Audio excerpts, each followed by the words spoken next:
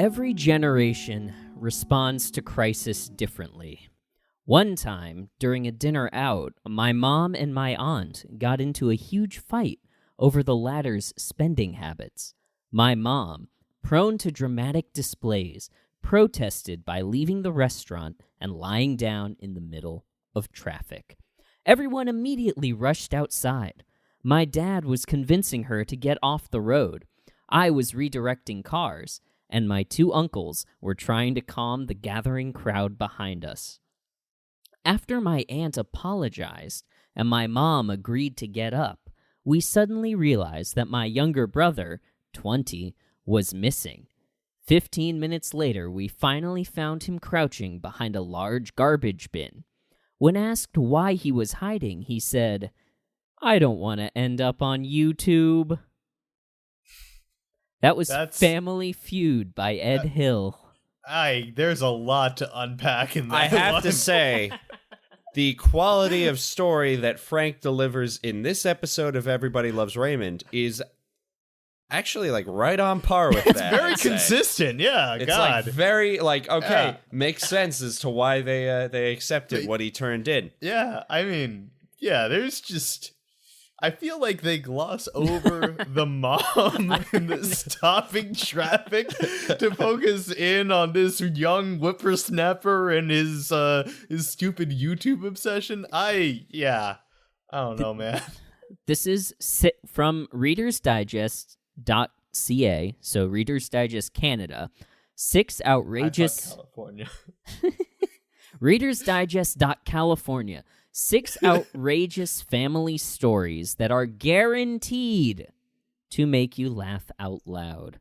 Boo! I want my money back. I was engaged. I'll say that. I don't know if I'm laughing, but I was engaged in that one. Yeah. But would you say that was more because of my engaging reading of it? I think the idea of a woman willingly putting her life on the line to prove to her sister that her sister is spending too much money is just an innately interesting group of people. My mom and my aunt got into a huge fight over the latter's spending habits. My mom, prone to dramatic displays, protested by leaving the restaurant and lying down in the middle of traffic. Protested what? Protested. That's what's not explained in this anecdote. Sorry, Ed Hill, but what is the inciting incident here? Your mom, I think his mom just decided to go on strike in protest of the $100 mall visit that the aunt did the previous day. That has to do they share a bank account? Why does she care? I have there's just a lot of, this is Barone level dysfunction. There's a lot to unpack, and I'm going to say the kid hiding is the least interesting part. What do you think of the punchline? I think one thing's for sure, and we'll get back to the punchline in a second. Ed Hills is now officially on the shockingly large list of enemies of Everybody Loves Raymond. You call him an enemy. I want him on the podcast so I can interview him about his family dynamic. I'm not saying he's our enemy. I'm saying we are now his enemy. Oh, yeah, no, we pissed him off. Yeah, I think we're going to have to... it's a soft disavowal until he can come on the show and explain himself. Ed Hills, this is your invitation to join us on ELELR. Do we need to disavow people that are just kind of, not the best writers? So far, I don't know.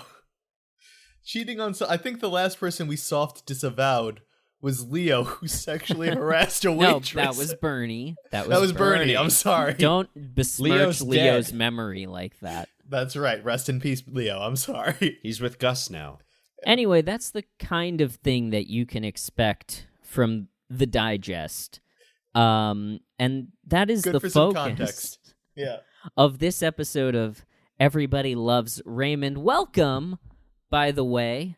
Welcome back to Everybody Loves Raymond. This is the only active, the only good, the only highly confrontational Everybody Loves Raymond podcast on the market today. And the only one with a cum counter. The only one with a cum counter. That's 100% true. Thank you for joining us. That's Michael Dormer, and the man me. who said cum counter is Alex Shear. Yeah, hi. Sorry My name for is everything. Adam Rudy, and we are going to be talking about Season 1, Episode 6 of Everybody Loves Raymond today. Frank the writer.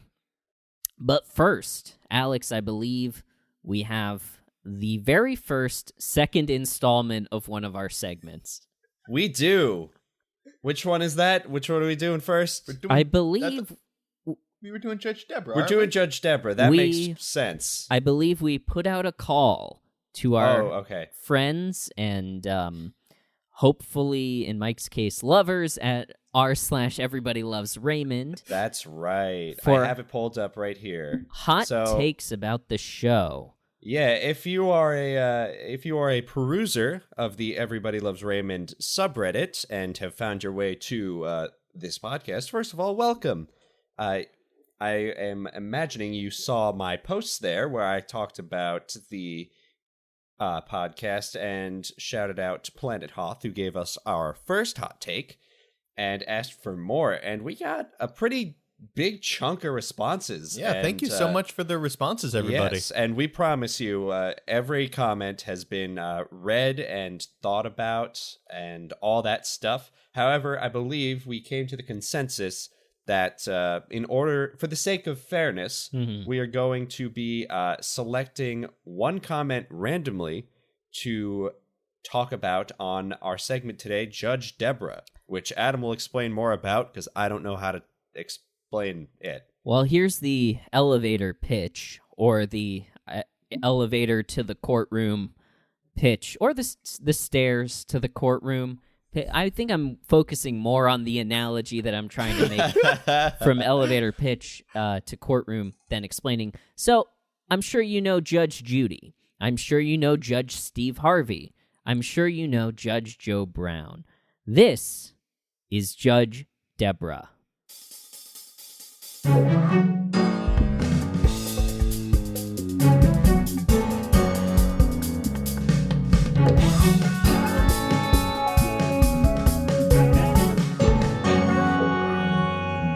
Every week on Judge Debra, the weeks that we do it, we solicit hot takes about Everybody Loves Raymond from our listeners or people who don't listen to us but saw our solicitation.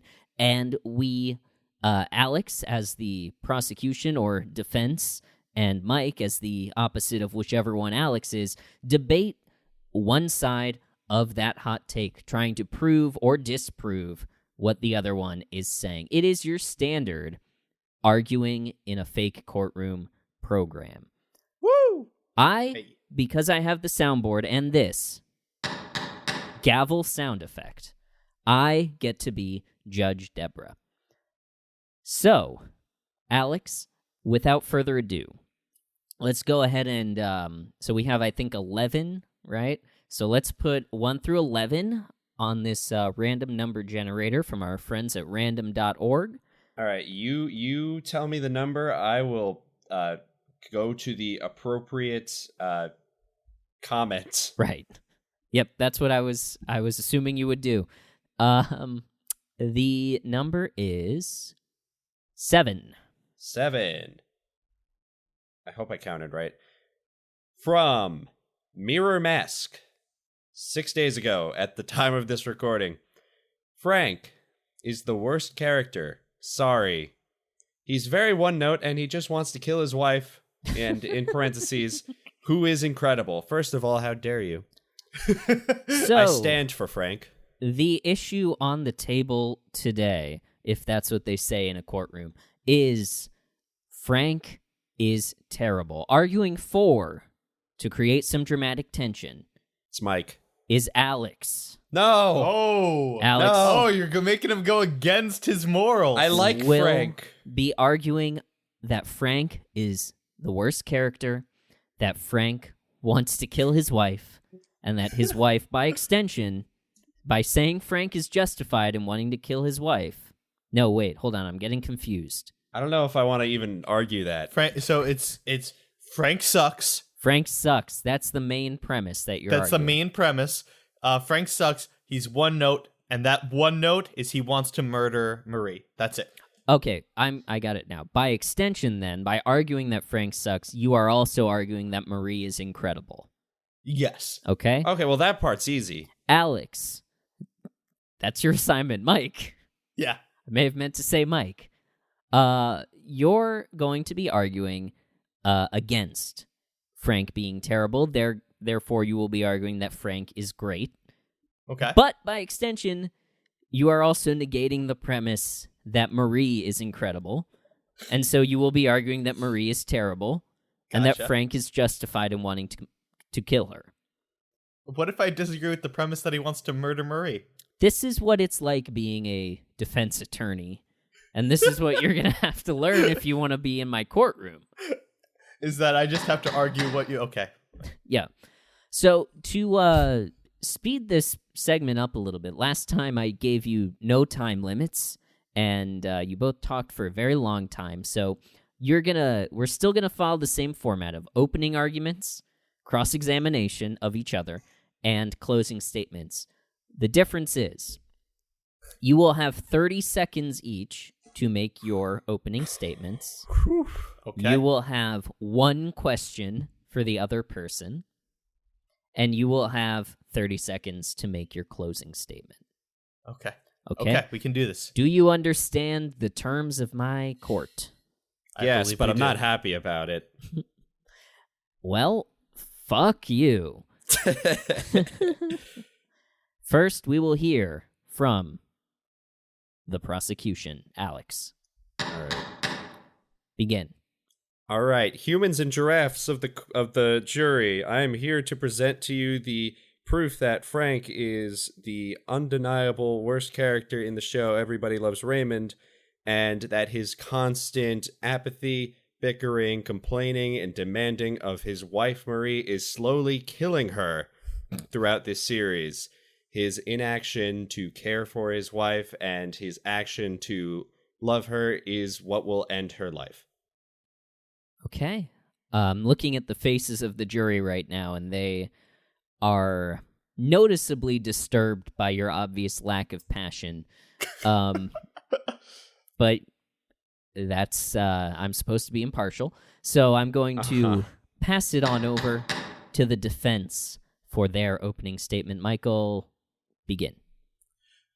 Judge Debra and distinguished members of the jury, today we are here watching an attack on the character of an American hero. Frank Barone, the war veteran, the Korean War veteran, who has done nothing but give to his family and everyone around him, his name is being besmirched as the worst character in Everybody Loves Raymond, when in fact everybody knows he is the best character and everyone loves Raymond, Time. even though his wife sucks.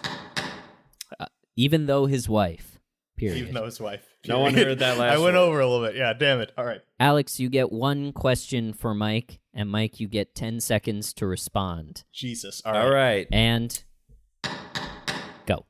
Mr. Shormer, if that is your real name, It isn't. I would like to ask you the following question. Here it is, about to come out of my mouth. Here it is, the question. The question is, I want to hear if you can provide me with one example from Everybody Loves Raymond, the show, either from an episode we've already talked about on the podcast or have not yet, that proves and demonstrates that Frank is a compassionate and caring individual whose attempts to help his family have benefited them as a whole. Can you name one example? I can. The first episode, we see him being a fantastic grandfather and giving his grandchildren memories and support that will last them a lifetime.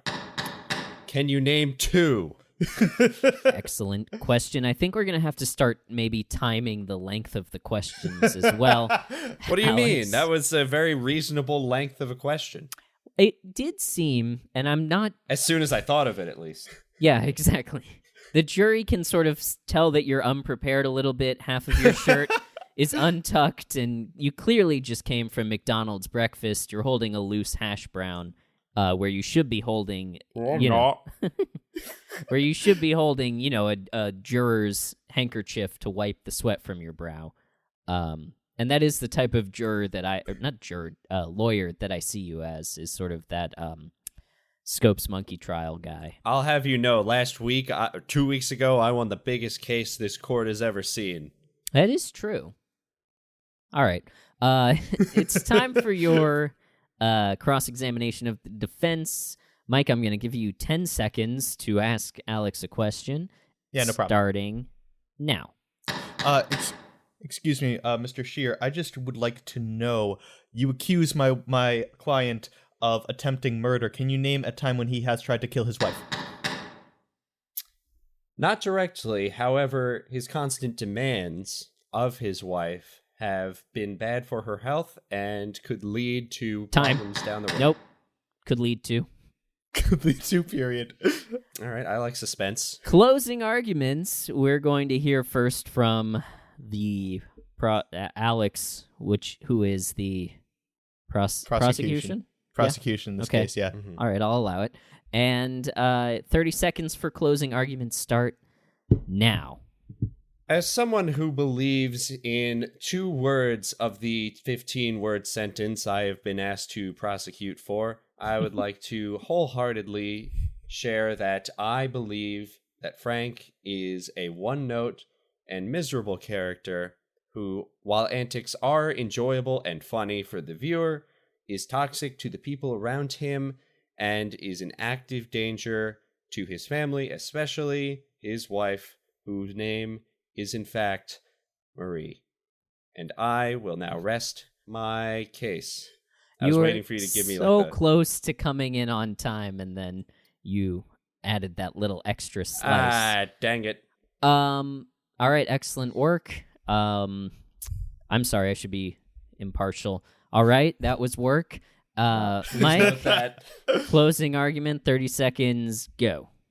This man would have you believe that the admittedly amazing grandfather is trying to murder his wife, when instead it is Marie, the boundary careless individual that is feeding her husband nothing but raw sugar, high calories, trying to murder the man that is standing up. She made him a sandwich in the second episode. Yeah, it was loaded with carbs and high cholesterol. She's feeding him nothing but raw sugar? You mean the little brown packets from Starbucks? Yeah, exactly. Mike, she is dousing everything in unhealthy food. She sucks. I'm trying to argue the last point, which is that I have to prove Marie sucks and Frank rules. Mike, you had this in the bag, and then you took a scissor to the bag. So you're saying that she throws, like at the zoo when they throw a cut of meat to a lion, she just throws him a packet of raw sugar? 100%. I'm going to stand by raw that. cane turbinado sugar. She might as well be, given the unhealthy foods that are put in front of him. Objection, lack of evidence. Sustained. What the hell? We Mr. can do objections? Stormer, I am holding you in contempt of this court. Yay! I think I'm getting nods from the jury. I have the authority to disbar you right here and now, so you are disbarred until further notice. Objection? You'll win one of these one day, Mike. As usual, Mike, my verdict is final unless, by the end of the podcast, you can prove to me that you are worthy of staying here. This is a kangaroo court. This is absurd. I would like to appeal. By some metric yet to be decided, if over the course of the show you prove to me that you are not a scumbag, as evidenced by your testimony here today, you may remain on the program. Otherwise, I'm sorry, but I will have to have my bailiff forcibly remove you. So what is the final ruling other than I suck as a lawyer? I think it would if I were to actually be a judge and disbar you in the courtroom, I think that would fall under a mistrial.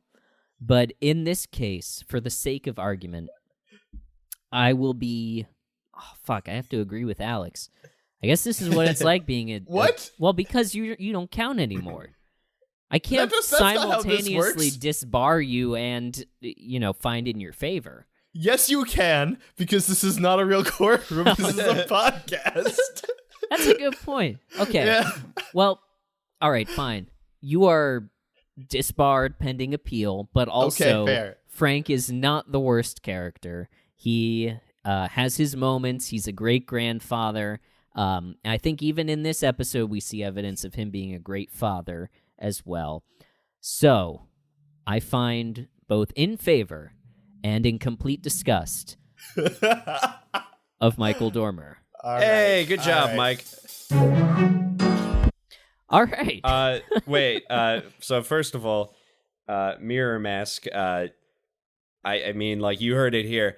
Mike could not have fucked that up more, and you still lost. So I'm sorry. I wish I could have done a better job. I fell at the finish line. Okay, I didn't fuck up the whole thing. Just the 30-second closing argument. But we appreciate your comment, and it brought great fun for the three of us for this segment. And if you would like to hear a hot take that you have about Everybody Loves Raymond, argued by two fools and adjudicated by a biased judge, then please, you could email us or just look for one of our postings. We post all the time in various Everybody Loves Raymond groups online. We also, and this is exciting to announce, although it is with a heavy heart that I announce that we have joined Facebook and Instagram. You can find us on both Facebook and Instagram by going to those respective websites /Barone Zone. Our username on both of those platforms is Barone Zone. Or search the name of the podcast. You can reach out to us there. I say with a heavy heart because I would have preferred if people would just, send in emails to raymond@postfun.info. But no one's going to do that. Yeah, we've been informed that is not indeed how kids today interact with their I don't influencers. send emails. I send Unless I have to. emails. I send emails to, my coworkers. Yeah. I don't send emails to, Well, no, I'm assuming people would send in these hot takes about Everybody Loves Raymond from their work email on company time. Of course, on company time specifically. I would further like to just put it out there in just a straight sentence that I in no way agree with the notion that Frank wants to murder his wife. There really is not a lot of evidence, and we actually see in later seasons that, there are a few very, very tender moments between Frank and Marie. Not a ton, but some.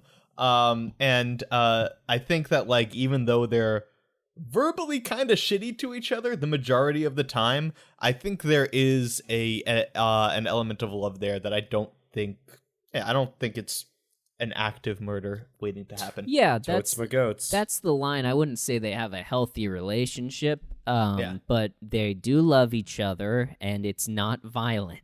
And I think that's what we can say about Marie and Frank at this point. Yeah, Alex, we know that you are famously a big, big fan of Frank, and I think this must have been an exciting episode for you, because this is a Frank vehicle, if ever I've seen one. It's Very the first Frank-centric episode of the show. Mm-hmm. That's right, and that episode is Season 1, Episode 6. It is called Frank the Writer, and We gonna talk about it? Yeah, we will be breaking it down scene by scene right after this break. Oh my god.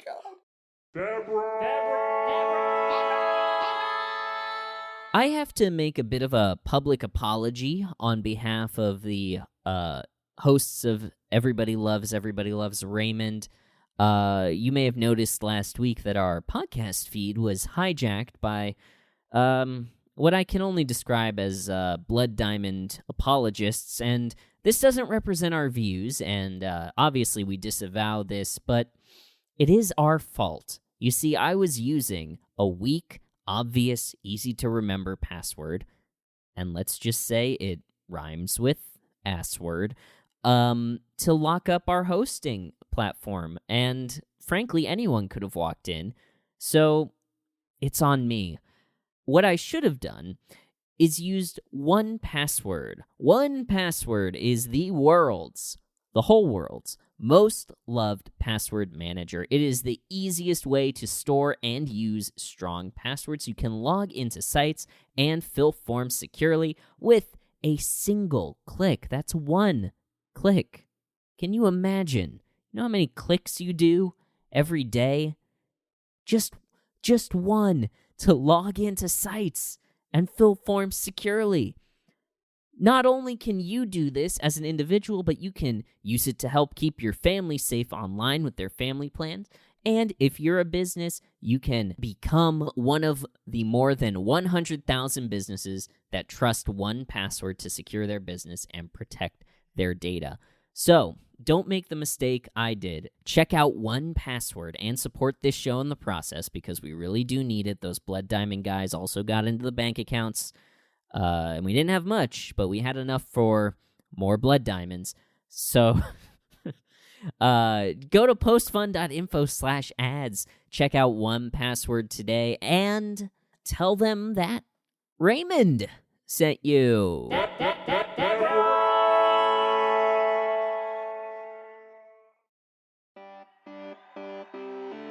Ladies and gentlemen, we have a huge basketball episode today with our first ever real in-person guest star on Everybody Loves Raymond, the one, the only Kareem Abdul-Jabbar. Kareem Abdul-Jabbar is a legendary Lakers player, regularly ranked in the top 3 players of all time. Ruled the NBA through the 70s and the 80s, originally starting out with the Bucks, winning 1 championship with them, finishing up with 5 championships for the Lakers, retired at the time of this recording, but is still to this day, like I said, considered to be one of the all-time greats in the history of basketball. Coming in to surprise Debra clearly not really given that much of a shit, but it was it was great to see the champion bring out his acting chops. Anyway, that was my takeaway from the first scene. What about you guys? Yeah, you came in pretty hot there, Mike. I know you're excited. I'm really excited. Yeah, I'm really excited this is for our basketball. What's the episode called? Oh yeah, that's What? right. This is What's season happening? 1, episode 6, Frank the Writer. Obviously, Hey. from that title, you're going to expect it's a huge basketball episode. And it's not that they filmed this cold open on Kareem Abdul-Jabbar's schedule and then just plugged it into a random episode. No, that's definitely not what happened here. I was really kind of hoping when they introduced him that they would pull a Keith Hernandez in Seinfeld and just have Kareem as like a sub character throughout the rest of the show. Like he gets hired as a nanny for the kids and he's just kind of in the background doing his own thing. You don't know how much I would love that. How much I would pay for Kareem the nanny. There is Sitcom. I think that's actually an adult film. Kareem the nanny. Yeah. Get it? I do. Yeah. Yeah, I do. Hey! We did it. It's Anyway. like the verb instead of the name. Anyway, yeah. Anyway, the cold open for Frank the Writer is Ray comes in, and there's really no explanation as to why this is happening. Ray comes into the house late at night with basketball superstar Kareem Abdul-Jabbar. And Kareem says something offhand about, I could have just signed the book at the store. So we can glean that there was a book signing where... I know a bit about Kareem's career. He was a center. But I don't know if he was actually an author. I mean, like... You don't know then. See, this is where what I know about him is that he is like a genius, like polymath guy. Like he has a PhD, I think, and he's like written comic books and stuff. And, really? Cool. Yeah, I actually does, did like, not a know lot that of at crazy all. Stuff. He's like a genius. But so we can assume that he wrote a book at some point in 1996 or something. And so was Ray involved in the signing, or did Ray just approach him at the store and say, hey, I'm Ray Barone, I'm a sports writer. Do you want to come back to my house and say hi to my wife? I love the implication that he did that and Kareem was just like, Yeah. all right. Sure. Okay. Yeah, cool. Also, another thing I know about Kareem Abdul-Jabbar, and we'll keep going through the cold open in a second, but he was on a run of sitcom guest star appearances at this time. I don't even need to look it up to know that he was on an episode of Full House where he teaches Jesse how to shoot a free throw. I remember that episode. Really? Yes. Oh, okay. That was actually a very funny, very, very funny like montage segment. If I recall correctly. He was. Do you think? Yeah. He shot them all in like the same day of just like, all right, Full House, bring it in. He's only got a couple minutes left. Oh, you saying they brought the sets to him? Yeah, I mean, he's Kareem Abdul-Jabbar. What are you talking about?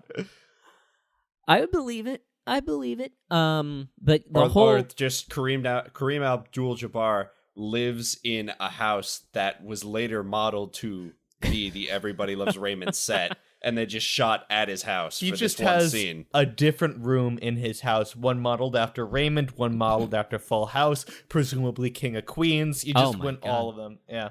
Honestly, I would not be surprised if he appeared on King of Queens. But I'm not going to look it up because that's not what this cold open is. This cold open has no appearances from Doug Heffernan. No. Instead, Ray brings Kareem back to the house somehow and says, I want you to meet my wife. She's a huge basketball fan.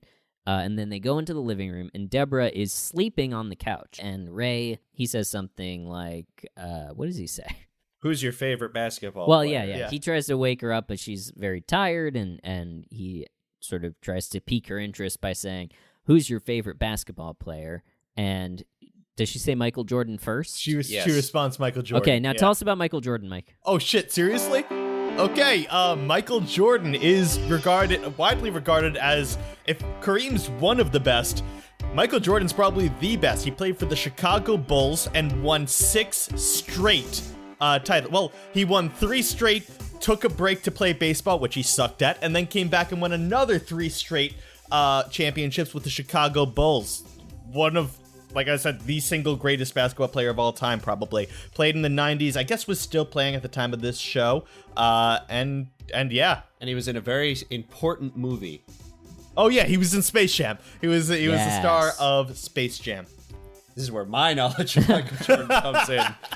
And that's it. My knowledge of Michael Jordan is that he was in a Hanes commercial where he had a Hitler mustache and nobody said anything about it because, like you said, he is one of the greatest, if not the greatest, basketball player of all time. I also do know that, fun fact, he's a huge gambler. He never bet on any of his games, but there were incidents where, like, in a playoff series, he would go down to Jersey City and bet a lot of money. And to date, it is known that if you are going to play a round of golf with Michael Jordan, be ready to bet and lose 6 figures or more, or he will get bored halfway through. Yeah. Jersey City? Not Atlantic City? That's what I meant. I definitely meant Atlantic City. My apologies. Yeah. He took the PATH train to Jersey City. And kept going to Atlantic City. Yes. So Ray tries to pique her interest by saying, who's your favorite basketball player? She says, Michael Jordan. Ha ha ha from the studio audience. Then he says, what does he say? Then he says, retired player. Right. And then she responds, Larry Bird. Oh my, okay. So Larry Bird is another incredible basketball player of all time. If my memory serves me right, I think he was also on the Dream Team, also with Michael Jordan, by the way, in the Olympics, where, you know, we know that we all know about that, the 96 Dream Team. He played for the Celtics, most famously, won a lot of championships, and his records are still holding to this very day. I don't know. Didn't do as much research into Larry Bird because it was a one-name throw-off. Yeah. The 96 Dream Team? Was it 98 Dream Team? Oh. Jesus, I forget. I think it was France. The 96 Olympics. Okay. You think it was France? I'm pretty sure it was the Olympics took place in Paris. That's what I'm saying. Yeah. Okay. So Debra says Larry Bird, and then Ray asks another clarifying question. What does he ask? He says, no, the Lakers. Oh, and then Debra says, Wilt Chamberlain. And this is the one I don't know as much about. I know he played for the Lakers. I know he's an all-time great basketball player. What did I tell you? What did I tell you before we started? Before we started, what did I tell you about him? I know you told me that you know something about Wilt Chamberlain. Yeah, what did I tell you? You didn't tell me what you knew. You just said, I know it. I definitely said it. He likes to fuck. Oh, he likes to fuck. That's right. You did tell you that. He's also there was a character in Foster's Home for Imaginary Friends named after him. Wilts, that's right. Yeah, that's all. Yeah, he liked. He does like to fuck. Yeah, he liked to fuck. So this is Deborah says Wilt Chamberlain, and this is the big rule of threes laugh line for this scene, and then Kareem storms out because he's like, fuck this. And who wouldn't, you know? If some guy approaches you at your book signing and says, you are my wife's favorite basketball player, and then you go 0 for 3 in getting her to name him as one of his her favorite basketball players, fuck off. Especially when you go through the specificity of retired Lakers players. Right. I mean, yeah. I also think this is the first mention of Debra liking basketball at all. We do get a little bit more in depth into her character. Yeah. We get like one fact about Debra per episode, I feel. Yeah. We learned she used to be in PR, and then we didn't learn anything about her in Standard Deviation, really. And then now we know she likes probably basketball. smarter than Ray. That's about it. Yeah, I would be very surprised, as Robert said, if Ray was And now we know smarter she than likes basketball, which also might give us a little bit of insight into how why she and Ray started getting together. Yeah. She might have been interested in his sports column. Yeah, Or or we really know. Could have met at a game, something like that. Yeah. Well, didn't they work for the same place? She did PR, he did writing, if I remember I think correctly? that was just a theory we talked about on the show. Oh, okay. I think we'll find out. I think there we'll is a find out at some flashback point. episode about how they met. I don't Okay, remember. I can't wait for it. Don't tell us, listener. Did this happen to you guys? We're back at the playset opening? Yeah, what the Yeah. fuck? I wanted to bring that up. This is something I remembered about Everybody Loves Raymond. They jumble the intro around a lot. Like the carousel intro starts to like sneak its way back in, but we do come back here now and again, every once in a while, to the playset opening, and then we get eventually, I think around season 3, we start very frequently getting like the weird classical music opening with the zoom. Yeah, With the Zoom and the I think starting around then is when that starts happening basically every episode. At But it's some weird. point, there's the a little more conversation montage. I remember that too. Remember that one? I think that's really late. I think that's like season 9. I don't even or remember something. that one. Yeah. Yeah, I guess we're back at the playset opening. I'm not happy about it. I still like it more than the carousel one. I don't. Why are you calling it it's a conveyor belt? Yeah. I just forgot the word. Or a treadmill. It'd be funny though if they went around him. And sort of crossed in front of him as I he was would like it delivering. more. It'd be some kind of satanic ritual. Yeah. It's very like black box theater to have somebody cross in front of somebody else while they're delivering a monologue. Doesn't that sound like very high concept for this does CBS sitcom from 1996? I agree. Anyway, we come out of the playset opening. For me, I got this fucking... Are you guys getting these Capital One business ads with Antonelli's Cheese Shop? Or is that geo-targeted to me? I think that might be geo-targeted to you. Yeah, I forget what ad I commercials. got, but I don't remember that one. This is a good segment. What ads did you get while you were watching this on Peacock?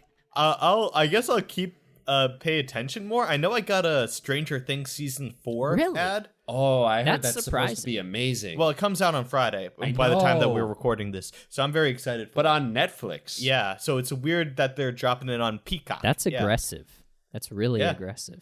Okay. For next time, I'm gonna keep track of some of the commercials. See if Yeah. I see anything interesting. So that's a reason to keep coming back to this show. You know your least favorite part about watching anything? We'll talk about it. In Yeah. detail. At the a very long least, time. corporations will find it useful. And we'll talk about the advertising strategies behind each of them. So Why the anyway, hell not? we come out of the playset opening to Marie and Frank's kitchen, where Ray is apparently having his pre-dinner meal, which fuck off, man. This is Yeah. what a cruel thing to do. I thought it was kind of funny. I I'm not think gonna I mean, lie it's to a you. funny premise, but Yeah. I think this is the first instance of Raymond being kind of open about how he doesn't like Debra's cooking. yeah. Isn't sure. that so? Here's the thing. Did he say Debra's cooking sucks, or is it just he's over and Marie drops a lamb chop in front of him and he just can't resist? That might be it too. We Yeah. know Marie didn't give him a choice. Yeah. Yeah. She was that he does ask for mint jelly eventually, but that's after he gets the taste of lamb in his mouth. What a sentence, Mike. Well, what? It's what happens. Yeah, and then he says as he's leaving, he says, I have to go pretend to be hungry. So, I mean, we Give me know the he's rest of that lying chop. to Debra about it. I don't know if the motivation is explicit yet, but yeah, it's kind of a shitty thing to do. Debra is Mhm. working on a meal for you, and you go and eat a meal at your mom's That would house? be a hilarious continuity thing where, you know, a lot of spouses find things that their significant other is hidden, like, you know, like maybe like sex toys or pornography, but Debra finds a completely eaten pork bone and is like, oh my God, that son of a bitch. Well, yeah, I was just thinking, why would Ray not just, if he, wants whatever Marie's cooking, why not just take a plate back to the house to have later? But I guess he's, guilty about it and doesn't want Debra to know that he is eating his mom's lamb chops. I feel like it wouldn't go over well. No. Because we discussed this already, kind of touched on it, but like Debra's working away in the kitchen, making meals for Ray and the kids. He comes back with a full-on lamb. I think she's gonna be a little offended. You know what I mean? Just like, yeah, I don't know.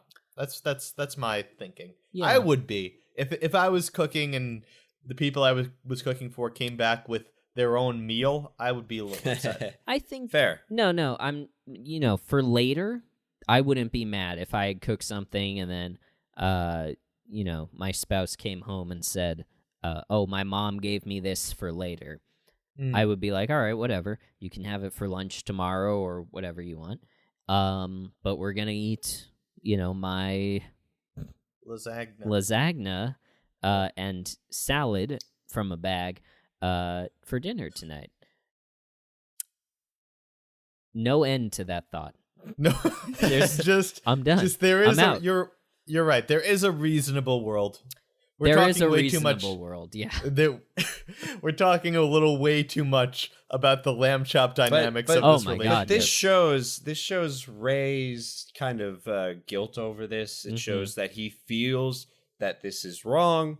It also shows that Marie probably wouldn't respond well to Raymond saying, "Oh yeah, pack it up for me to go. I'll eat it for lunch tomorrow." Oh, yeah, that's a good point. She will probably say absolutely not right away and make him eat it.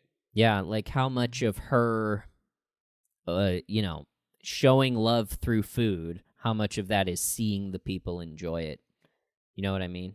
Mhm. Yeah. That's But a anyway, very we good point. also get the introduction of the primary conflict. Yes. Or the primary interest The of A this story. episode. Yeah, where Frank starts telling Ray about all this great money he could be making if he wrote on the side for Reader's Digest. Yes. Here we go. The Simon's son sold a joke to Reader's Digest for $50, and Frank wants Ray to do the same on the side. Fun Ray's- facts about the Reader's Digest. Strong anti-communist magazine. And as you heard from our very own cold open, good stuff in there. Good stuff. Oh, incredible. The best stuff. SNL scouts directly from Reader's Digest. Also, guest articles in the 70s by Richard Nixon, the 60s by Richard Nixon. Fun fact, look that up if you have the time. You will be disturbed. Anyway, Frank is trying to sell Ray on writing for Reader's Digest, and then Ray suggests, and Marie co-signs the idea that Frank should do it, and sort of the look of realization dawns over Frank, and the scene closes with him just remembering funny stuff from the Reader's Digest silently and then laughing at it, which I thought was very charming. It has is an charming. aggressive laugh in that scene. Yeah, it's doesn't he? almost like an evil chuckle. Yeah. Absolutely. And it also shows me that, like, I think Ray encapsulates, and I can't speak to the entire truth of this because I am a young person still, but I found that in kind of my interactions with older family members who come to me with similar ideas where it's like, hey, maybe you do this or maybe you do this. It would be cool.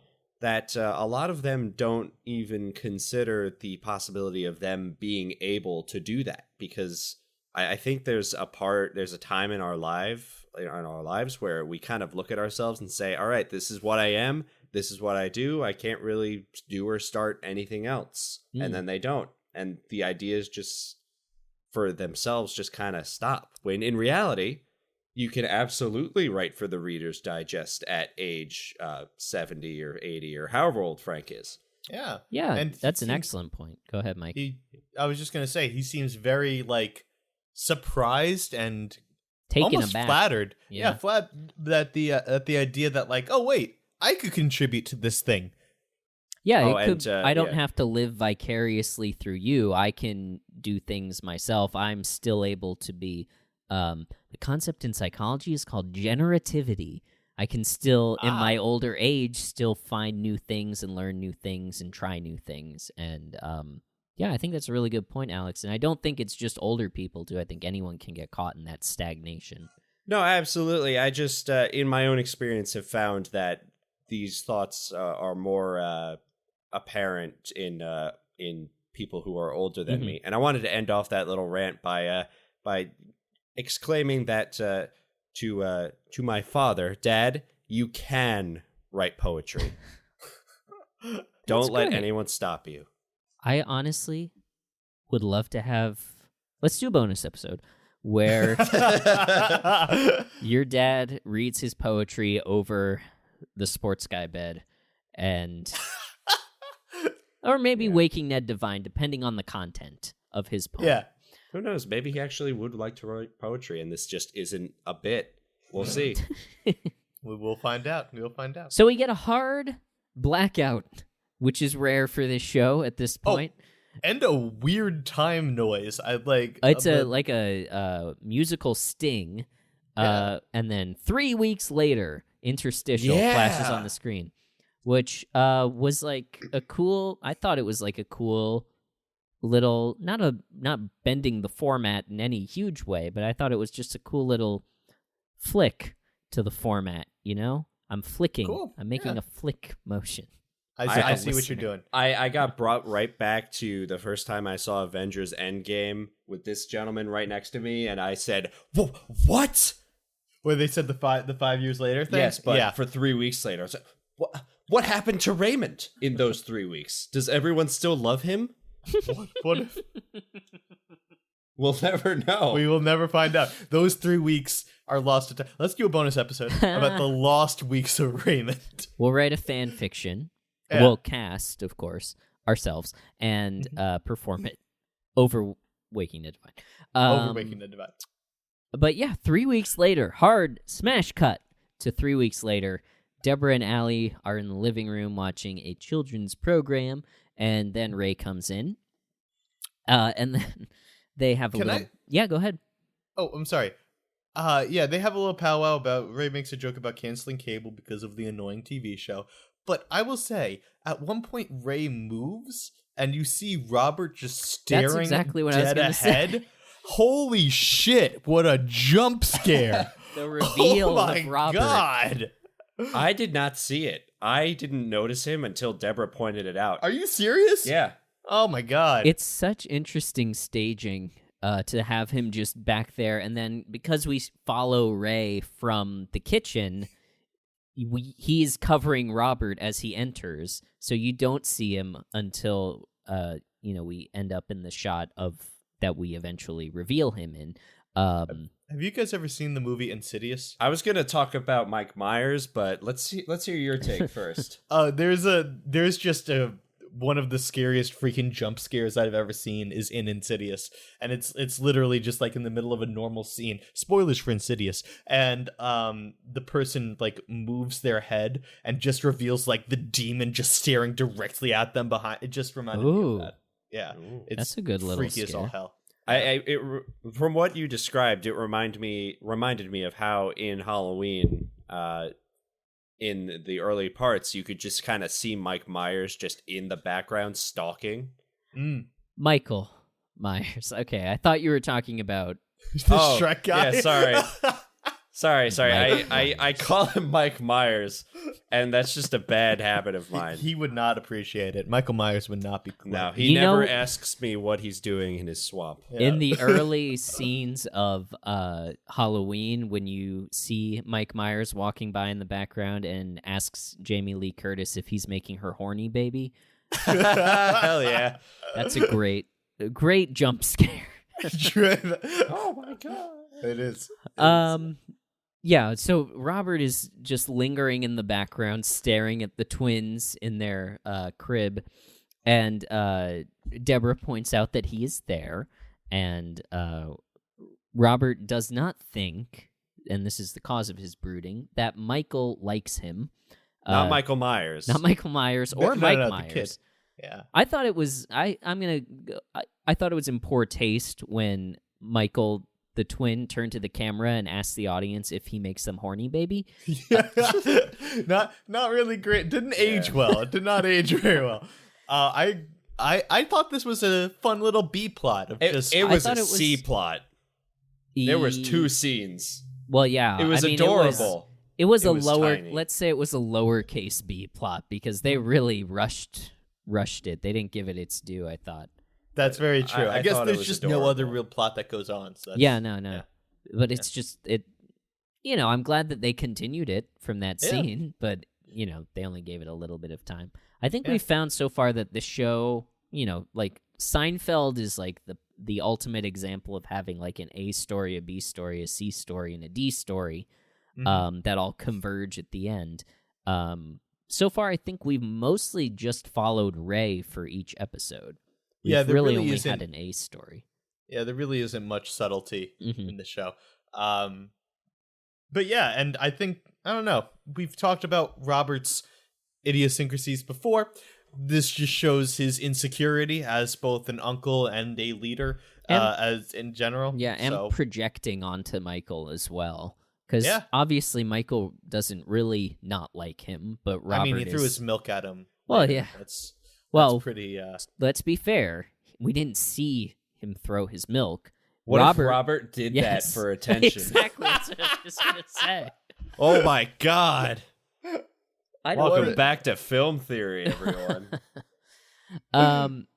But yeah, so that's Robert's story for this episode. He doesn't think Michael likes him. He puts it down to cop's instinct.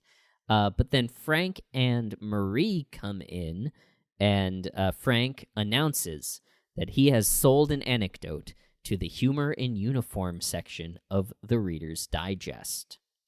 Yeah. Yeah. It's a big moment. Everyone's very, very proud of him, and especially Frank, who makes everybody shut up as Ray stands up and reads it as quote, what is the note that he gives? Louder and funnier. Yeah. It's interesting to me that Frank goes so hard at this, and it also shows me that it is sweet that he cares so much about his accomplishment, because it is an accomplishment to get something published when you have no prior experience in the area, for sure. But also, like, it shows how little he has going on in his life. That, like, this is kind of like one of the this is like going to be in his Christmas newsletter. Yeah. Well, we found out at the end of the episode really how much it meant to him. Actually, I think it's in not the following scene, but in like 2 scenes from now, where he tells Ray that, since he retired, he has sort of felt, like you were talking about, Alex, that like he is not able to do new things or try something. He wasn't feeling like he could read his poetry on a podcast that's heard by one person. Yeah. He, felt stagnated, and I think I found it really endearing how into this Frank was. I agree. Yeah, it was. It was. I mean, let's call it like it is. Not an incredible joke. In fact, No, oh my God, no. I didn't really think it was very funny at all. I think that if you tell it at a party, no Nothing. one's going to think you're interesting. Mike, come on. In comparison to the normal things in the Reader's Digest, I'd say it's pretty good. It's par for the course. Give Frank this. This is an actual punchline. It makes sense as the punchline of a joke because he introduces the premise of the Sir sandwich, and then the punchline is because he said it so many times, it's a Sir club sandwich. You know, you're right. Like a club sandwich, which has multiple pieces of bread in it. Whereas the story we read at the beginning, the punchline is nothing. It is just a sentence. I don't want to go on words. YouTube. It's maybe a vague commentary about young people knowing what YouTube is, but this is it's not a good joke, but it fits the structure of a funny anecdote. There you go. You know what? Okay, so Frank's got some premise to him. He's got some promise, I should say. And the Reader's Digest thought so too because they paid him $300. Yeah, apparently it was six times better than the Simon's Son. Than Simon's Son, yeah, exactly. Holy shit, he's raking in the dough.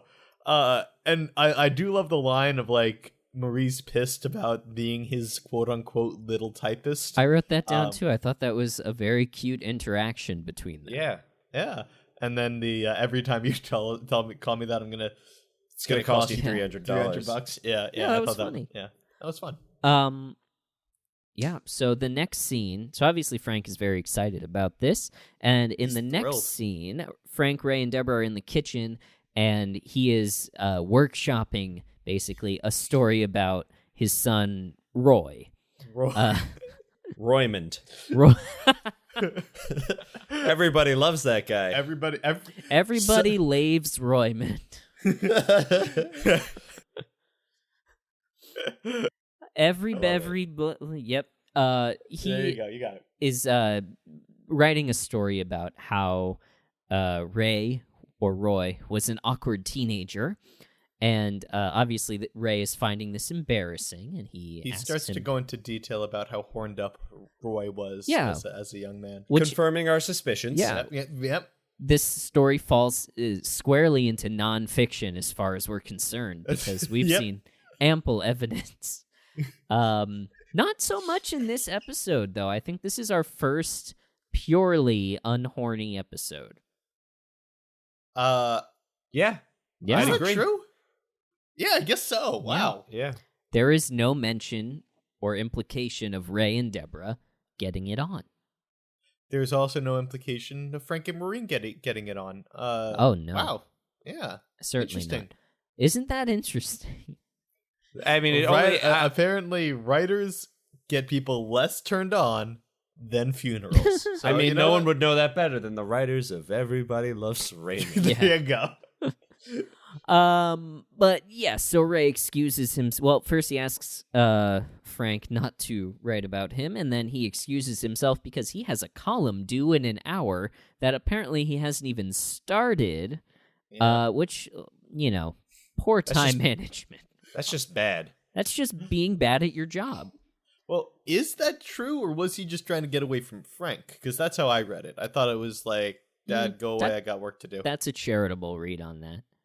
It's admittedly so. He could have been exaggerating, and maybe it was like due the next day or something like that. Or by the end of the day.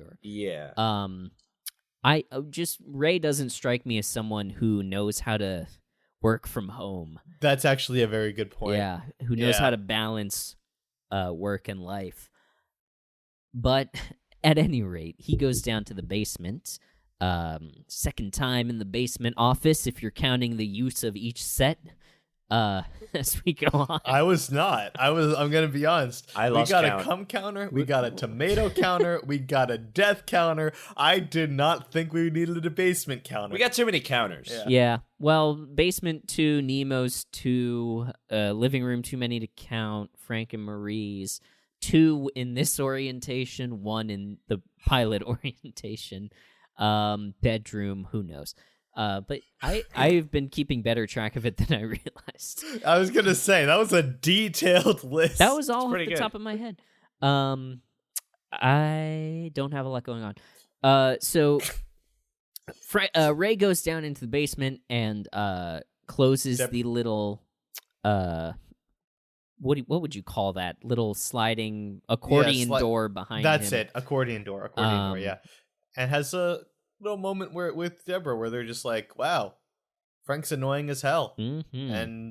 And yeah, I mean, yeah. And then I think all of the Raymond and Deborah interactions in this episode are pretty like kind of just cute and non-consequential. Like they're just kind of being a regular husband and wife for I think the first time in the series. Well, it's the first for an entire episode, and I think that's cool. It's really the first first time they haven't had a conflict. I was gonna say, this is the first episode that's not marital issue centric. So, and that's cool. It's nice to know that they have like, you know, they can take breaks with their own problems to deal with the problems that everyone else is causing them. Yeah. Yeah, exactly. They have stretches of good until Bernie waltz in and tries to get Ray to get in a little bit extra Parmesan. Yeah, exactly. Parmesan. Fuck Bernie. Anyway. Yes, so then Frank comes down and proclaims himself the everyman, the voice of the everyman, to which Ray responds, "Can you imagine if every man was Frank Barone?" And then Ray announces that he is going to work on his column, and it's going to be about the Giants, and Frank sits down right next to him and watches him as he begins to write. I thought it was... Yeah, go ahead.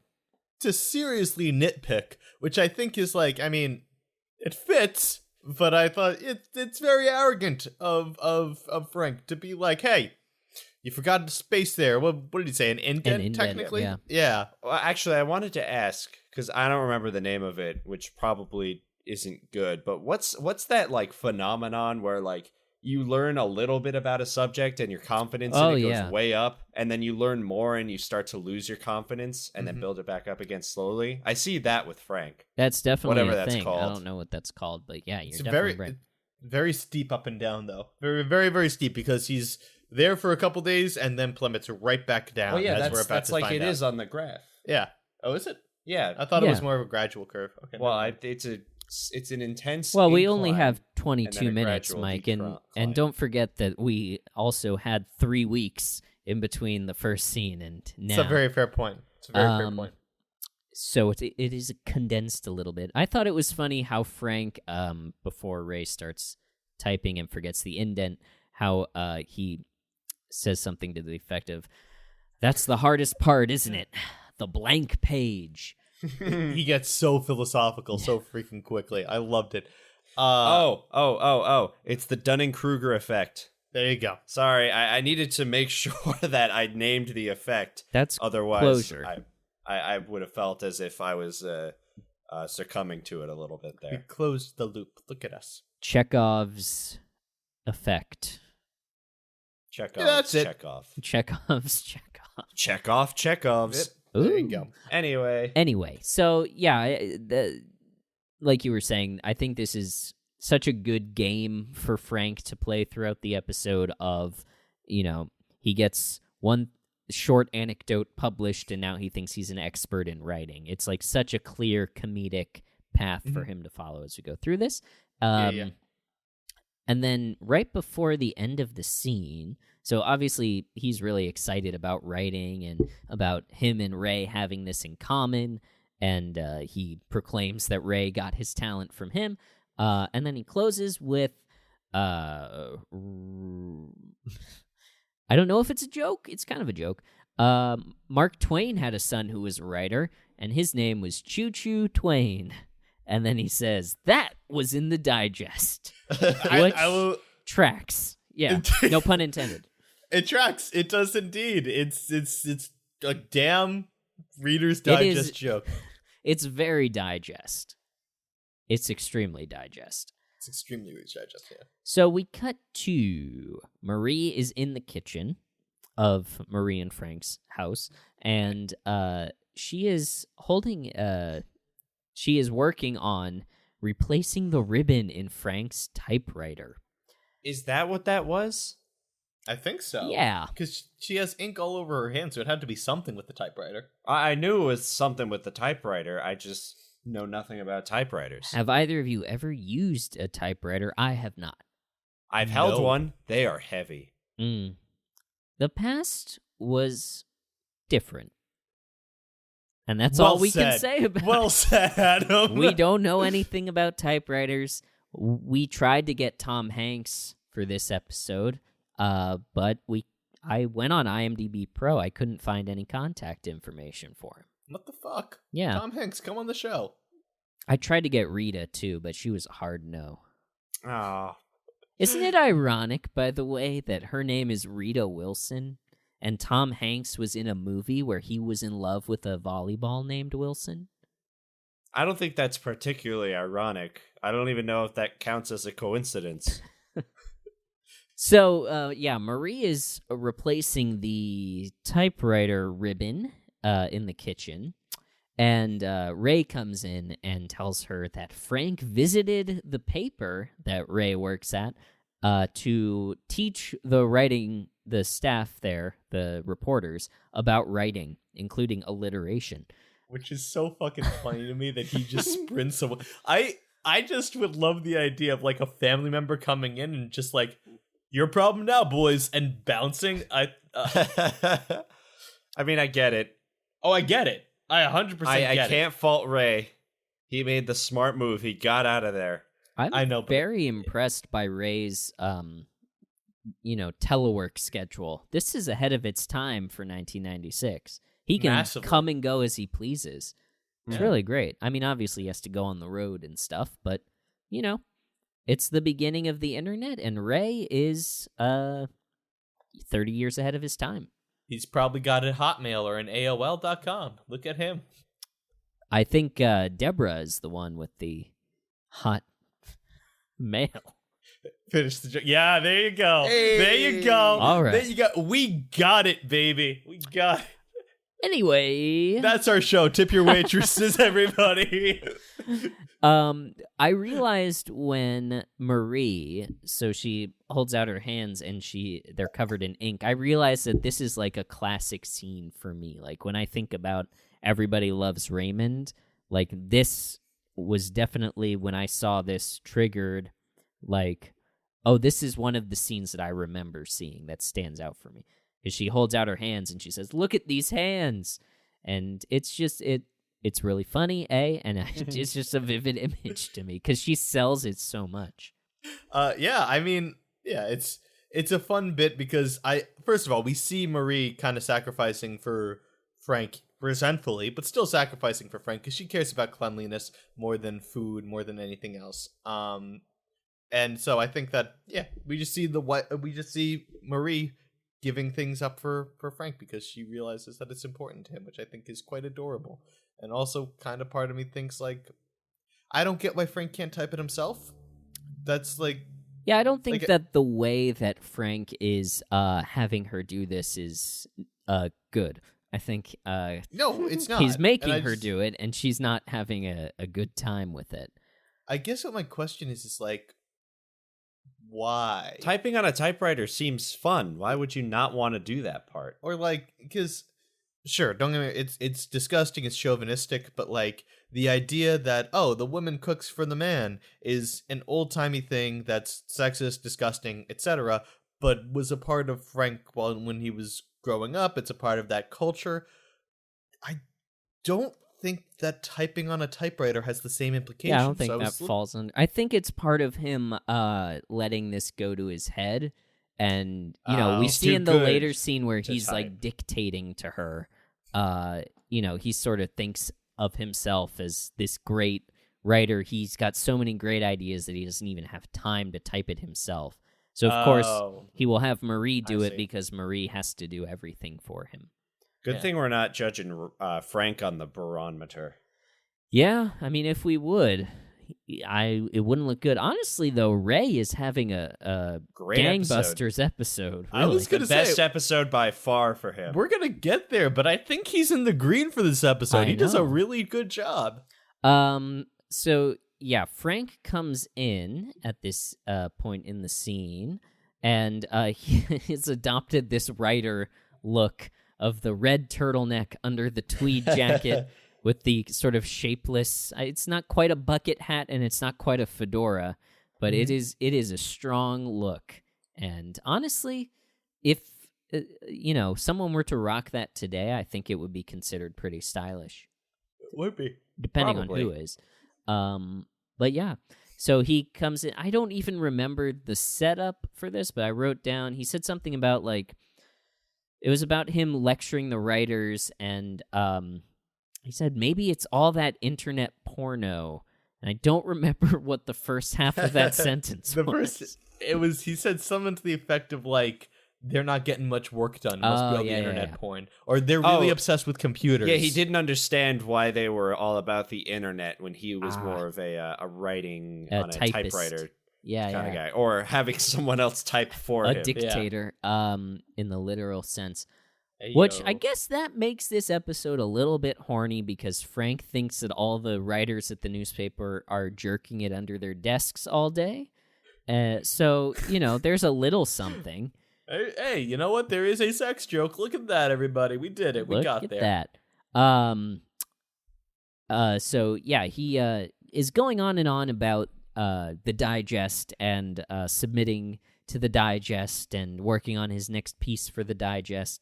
And Ray has a pretty funny line of, I'm going to give you $1,000 if you stop calling it the digest.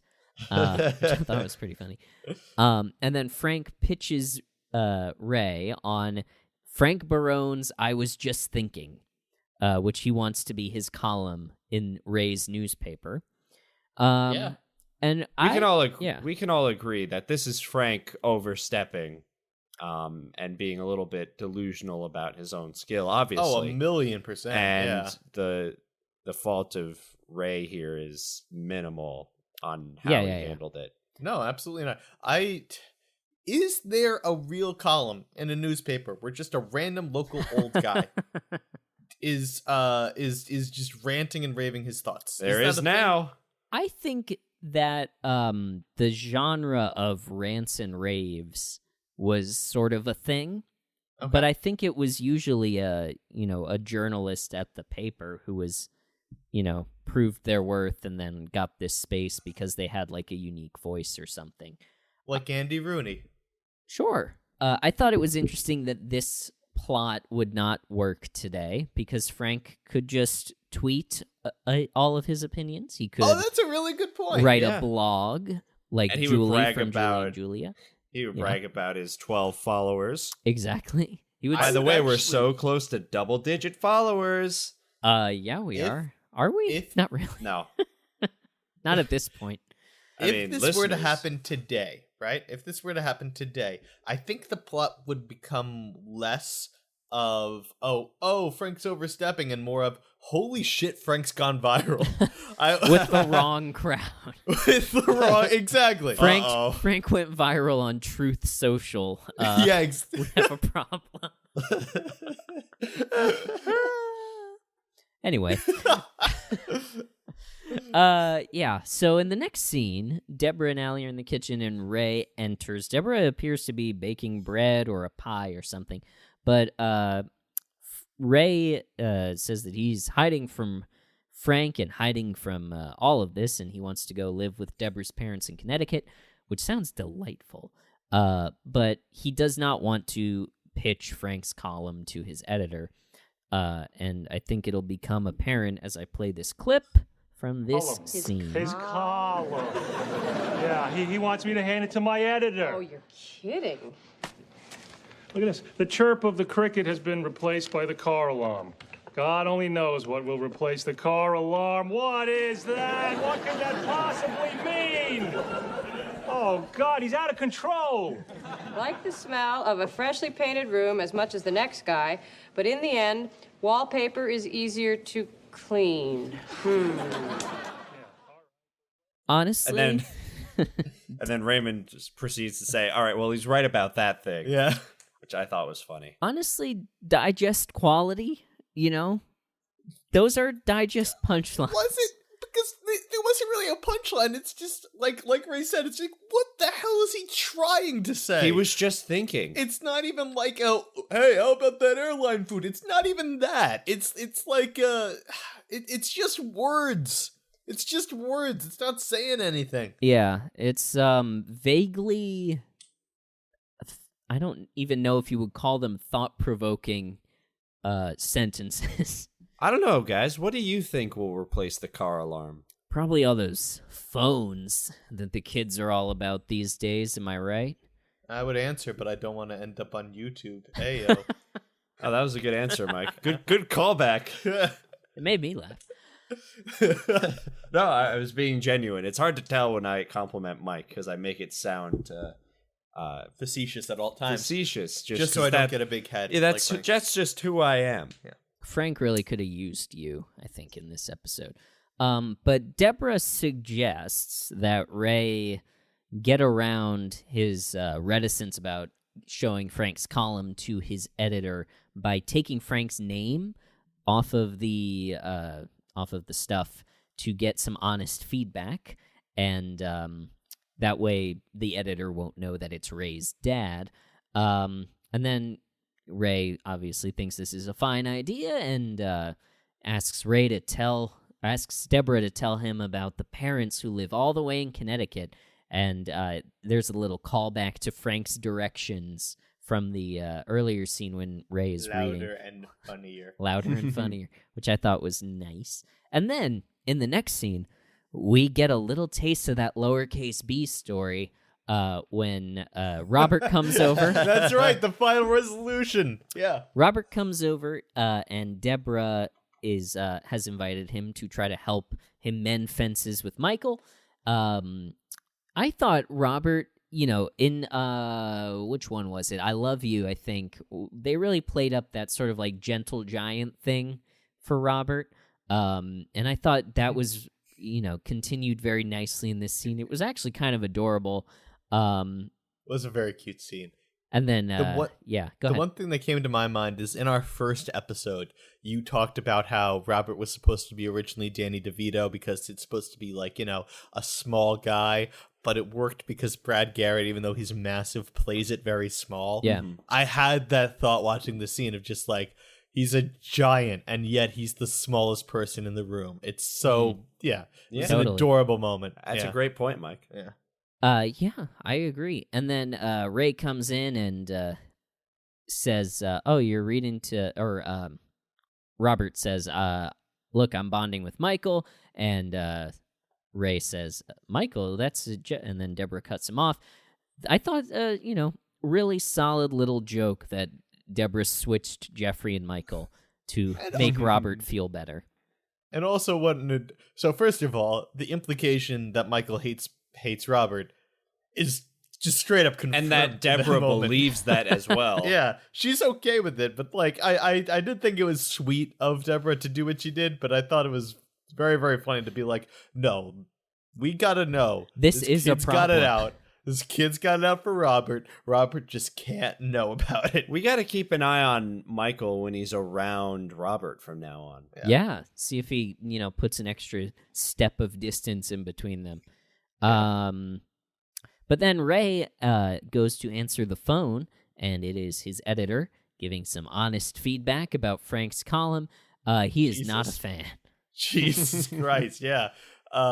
And Ray's like kind of smiling throughout the whole thing because he thinks this is going to be the end of it. Mm-hmm. But like, it does not sound like he minced words at No, all. yeah. He says, did a vein pop or was that call waiting? Yeah. Which, yeah. if a vein popped, very serious problem, by the way. You should seek medical attention immediately if your veins pop after reading I Was Just Thinking by Frank Barone. I'm gonna be honest. I wish they showed us what the editor actually said, because hateful reviews of things are some of my favorite kind of mediums. One article. You heard it here, listener. Send us some hateful reviews. Mike loves them. Don't I worry, would we don't laugh have to ask. so hard. one of my favorite articles written of all time is a food critic reviewing fast food chicken nuggets.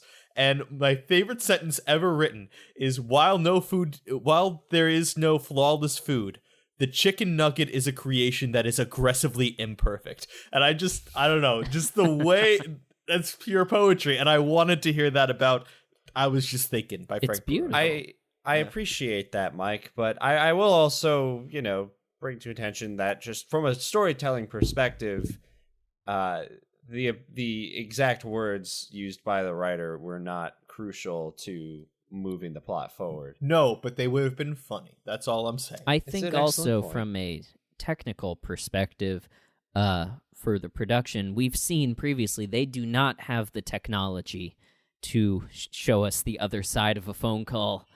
Speakerphone is beyond their comprehension. As you remember in 1996. from the Tommy Lasorda quote-unquote guest appearance. Yeah, that is true. It just hadn't been invented yet, folks.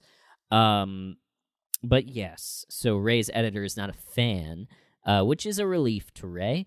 So he goes over to break the news. Marie is typing as Frank is dictating in the kitchen, and Marie gets fed up, and she says, I'm going to go lie down, leaving the room. I'm going to go lie down under the car, which is bleak and very funny, I thought. That's a good line. And I also, agree. Yeah. But then Ray breaks the news to Frank, and Frank is obviously disappointed in this, and but Ray keeps pushing, you still have the digest, you can write to the digest, the digest, and Ray tries to hide it so much, bury the lead of comforting Frank before the hammer comes Which down. I thought was very sweet. He kind of nails this interaction as best as he possibly can. I think he does it. Yeah, I think he does a good job. I think his motives were just. I think he genuinely wanted to spare his father, the pain of realizing that his work was not particularly strong. And the only real reason he wanted to do it was just to make sure that he didn't lose his confidence and kept trying. Yeah, I thought Ray, it's a sharp contrast, I think, from the way that Ray handles the confrontation in the pilot about Debra's birthday to this sort of, it's not quite a confrontation, but he's having to break some unfortunate news to one of his parents. I think he does it really carefully and considerately here. But in pushing Frank to keep submitting to the digest, Frank reveals that he got rejected from the digest as well.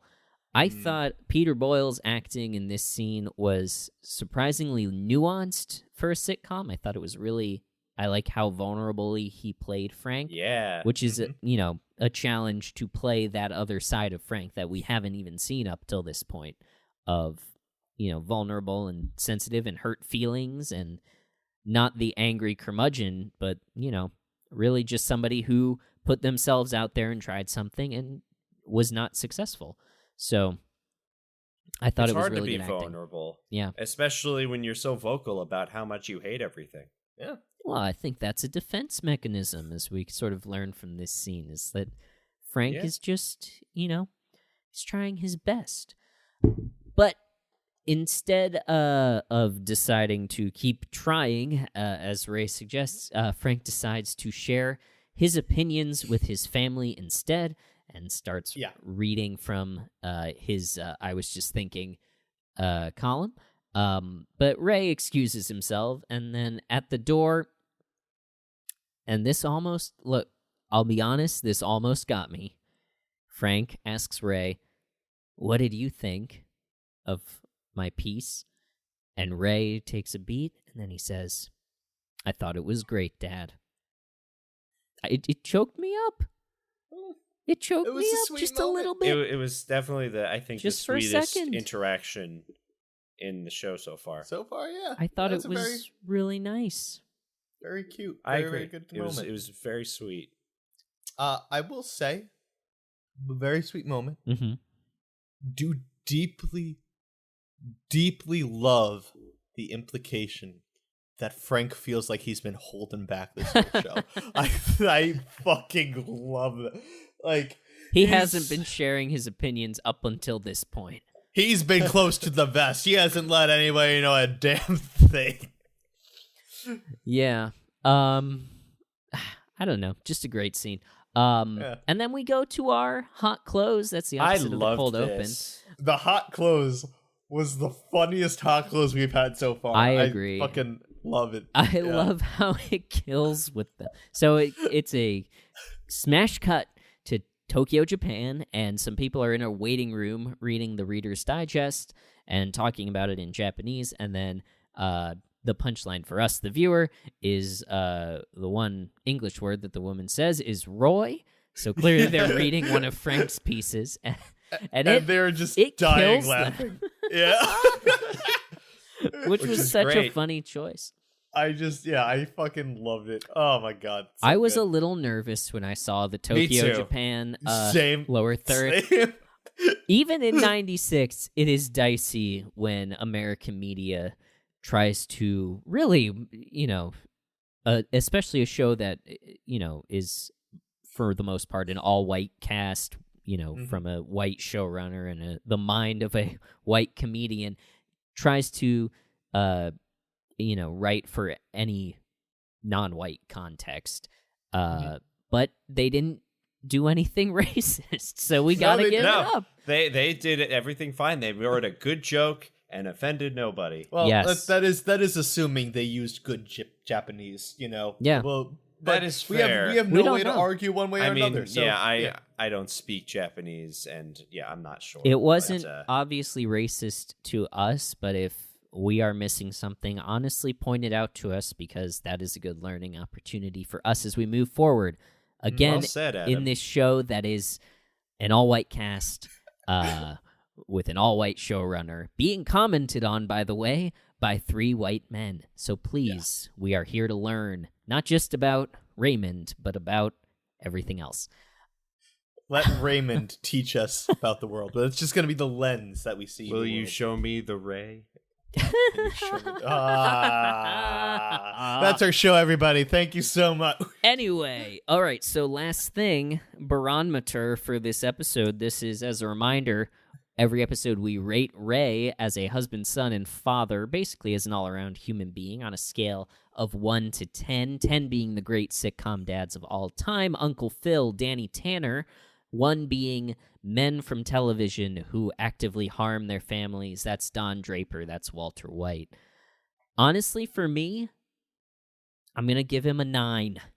I was going to say the same thing. I'm also going to piggyback on that. I'm going to give him a 9. The only reason it's not a 10 is because he clearly takes his relief at the editor telling him that Frank's writing is bad.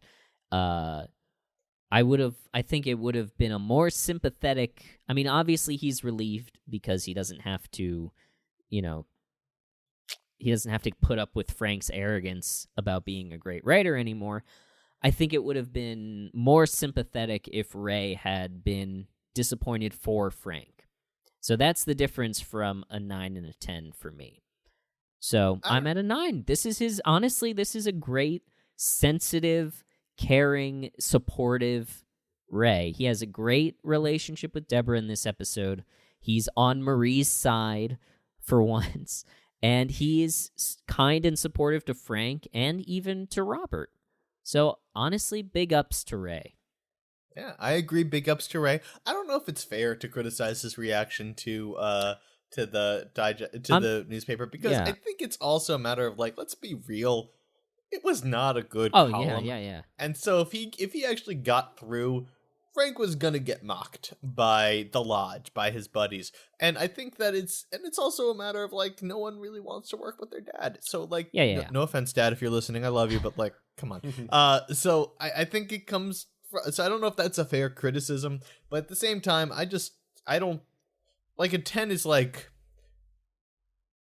I don't know. I don't think that a 10 is really, really unachievable. He has to really blow me away for that to happen. And he did a damn good job this time. I'm definitely agreeing with the 9, but I'm not. I can't justify a 10 yet. Yeah, I'm not But, saying it would be the best plot choice. I'm just saying that is a more sympathetic thing for a person to react to in that way. Sure. But yeah, I think you're right for sure. Yeah. Alex, where do you come in today? This is interesting. So I'm surprised you both went with the 9, because kind of my mindset was not that high. So the way I have been grading Ray has been, I've been really hesitant on myself to go too far down or too high up. Mm-hmm. And the further like we go in either direction, like the more extreme Ray has to get in his actions one way or the other. That's a good point. And I personally, this episode, I don't think Ray was 9 worthy, in my opinion, because I think he showed all the promise of a regular, morally, conscious human being, to where me, that is a 5. And then his actions throughout the rest of the show, the few really nice moments he had where he was really great with Debra, he didn't, ruin Robert's big moment, and of course that big thing with Frank. I feel comfortable awarding Raymond a 7 this episode. Okay. All right, that makes sense. I think that's a good point about us not wanting to bust the scale so quickly. But I think that's why it's good that we take the average, because I think, oh gosh, the math is what? You want me to tell you, or yeah, do you tell want to me. do it on your I own? don't want to do it. It's an 8.3. An 8.3. He's rounding out to an 8.3 this episode, Okay, which I good. think that's a fair judgment. The Yeah. best Ray's done by far. By Yeah. far. I This think we is- may have been this- so relieved that he was not a scumbag. Yeah, that's true. That the bar has unintentionally been lowered. I think that might be the case too. Right. This is the second week in a row that Ray has been above the 5 mark. Good for him. Yeah, he's killing It's a new it. record. Yeah. Go Raymond. But yeah, I was just gonna say it's good that since we take the average, if one or two of us go too far in one direction, the other can pull them back. But I think 8.3 really is a good number for Ray this episode. With that, there's only one last thing actually 2 last things to do.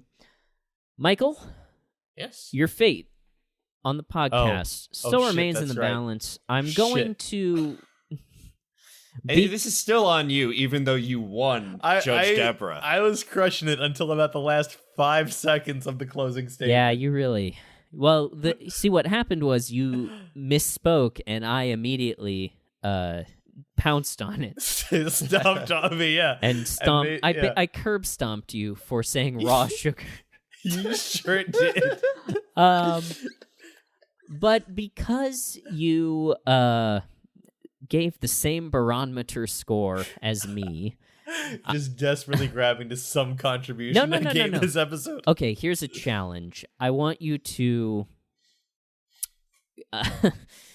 I'm going to tell you the first part of a Reader's Digest anecdote. Oh, and if I get the punchline? No, I want you to give a punchline for it. And then if you tell a better punchline than the punchline that the author wrote, I will allow you to stay on the podcast. Ooh, Oh, Mike's playing shit. T-ball. Oh, shit. This is big. Okay, all right.